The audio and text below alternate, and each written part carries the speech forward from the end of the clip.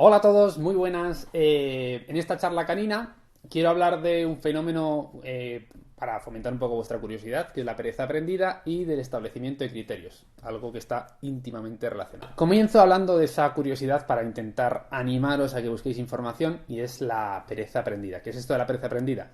Bueno, el fenómeno contrario a la indefensión aprendida, que a muchos quizás os suene más, es la pereza aprendida, ¿vale? Que es administrar estímulos apetitivos, de carácter apetitivo, de forma independiente a la conducta que realiza el perro, es decir, sin establecer ninguna relación de contingencia. A lo loco.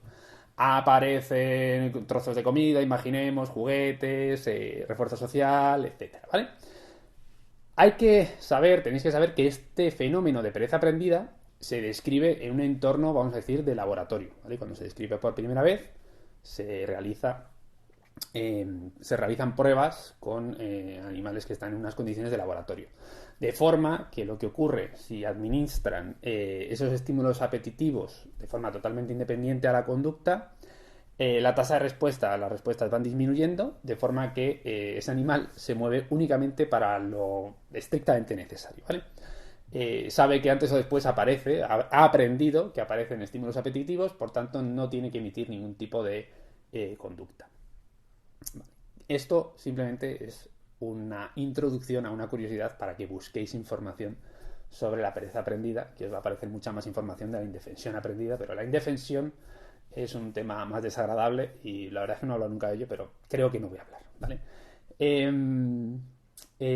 Esta pereza aprendida a mí me hizo pensar hace unas semanas en una sesión que tuve bueno, que es algo que me ocurre de manera siempre muy parecida, siempre se da en el ejercicio, por ejemplo, de ir a la cama, ¿vale? Nosotros usamos la cama, nosotros un perro mucho, usamos ejercicios de permanencia en la cama para luego aplicar ahí un programa de control, autocontrol ante estímulos, ¿vale? El control de estímulos y el autocontrol es una de las bases que usamos en cada caso, ¿vale? Y entonces me encuentro habitualmente con un fenómeno que no es una pereza aprendida, evidentemente, porque ese perro no vive en un entorno de laboratorio y no llega a quedarse totalmente inmóvil de forma que no emite ninguna conducta, eso no ocurre, yo no he visto ningún caso de un perro así, ¿vale?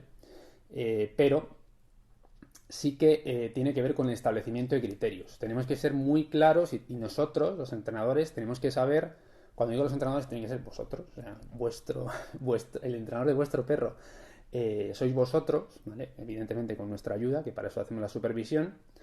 Eh, Tener claro qué criterio estás trabajando, ¿vale? De forma que, por ejemplo, esto surge ante un caso de un perro que tenía un problema o le suponía un problema especial la apertura de puertas cuando estaba en la cama, cuando estaba haciendo el ejercicio de la cama, ¿vale? No se controlaba, no era capaz de controlarse, se ponía nervioso con la apertura de puertas. ¿Qué ocurría? Se salía de la cama, que era el criterio que estábamos trabajando, era la apertura de puertas. Criterio, apertura de puertas manteniéndose en la cama, ¿vale?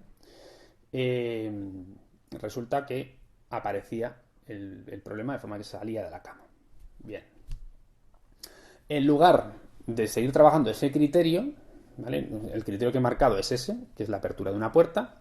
Lo que ocurría es que cuando salía de la cama, al volver a la cama, o sea, cerraban la puerta y al volver a la cama volvían a premiar la primera, lo primero que premiamos esa primera semana, primera sesión, que es entrar en la cama. De forma que estaban trabajando un escalón de dificultad con un criterio aquí y resulta que premiaban en esa sesión donde estaban trabajando este criterio, premiaban otra vez el escalón cero.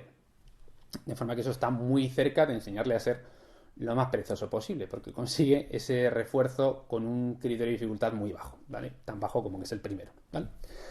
En lugar de hacer eso, bueno, simplemente lo que cambiamos era la intensidad.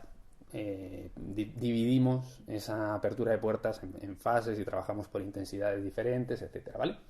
Pero es algo de lo que quería hablar porque es algo que me ocurre mucho. O sea, me ocurre mucho, sobre todo en ejercicios de permanencia en la cama, de estar en la cama, que cuando aparecen fallos, volvemos otra vez al escalón cero, ¿vale? Y ahí aparece un refuerzo.